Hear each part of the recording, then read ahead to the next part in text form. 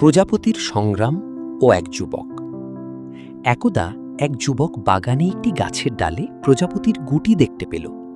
সে লক্ষ্য করল গুটির ভেতর থেকে প্রজাপতিটি বের হওয়ার জন্য আপ্রাণ চেষ্টা করছে। গুটির এক কোণে ছোট্ট একটি ছিদ্র তৈরি হয়েছে, কিন্তু প্রজাপতির শরীরটি সেই তুলনায় বেশ বড়। যুবকটি বেশ কিছুক্ষণ ধরে দাঁড়িয়ে প্রজাপতিটির লড়াই দেখল। মনে হচ্ছিল প্রজাপতিটি তার সর্বশক্তি দিয়ে চেষ্টা করার পরেও আর এগোতে পারছে না। যুবকটি দয়াপরবশ হয়ে ভাবল সে প্রজাপতিটিকে সাহায্য করবে। দয়ার পরিণতি।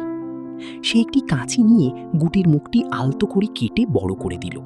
প্রজাপতিটি খুব সহজেই বাইরে বেরিয়ে এলো।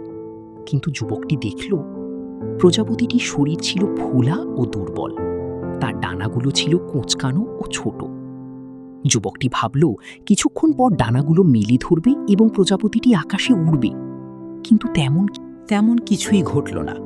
আসলে প্রজাপতিটি তার বাকি জীবন সেই কোঁচকানো ডানা আর ফোলা শরীর নিয়ে কেবল মাটিতেই হামাগুড়ি দিয়ে কাটিয়ে দিল। সে আর কখনোই উড়তে পারল না।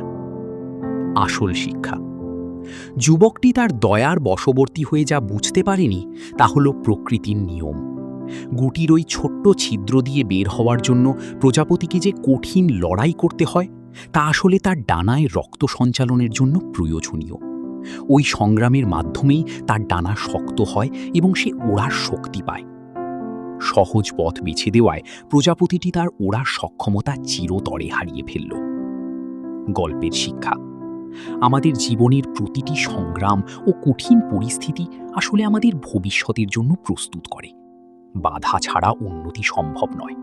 আপনি যদি বিনা পরিশ্রমে সব পেয়ে যান, তবে আপনি হয়তো সাময়িকভাবে স্বস্তি পাবেন, কিন্তু দীর্ঘমেয়াদে আপনি আপনার ভিতরের আসল সক্ষমতা বা ওড়ার শক্তি হারিয়ে ফেলবেন।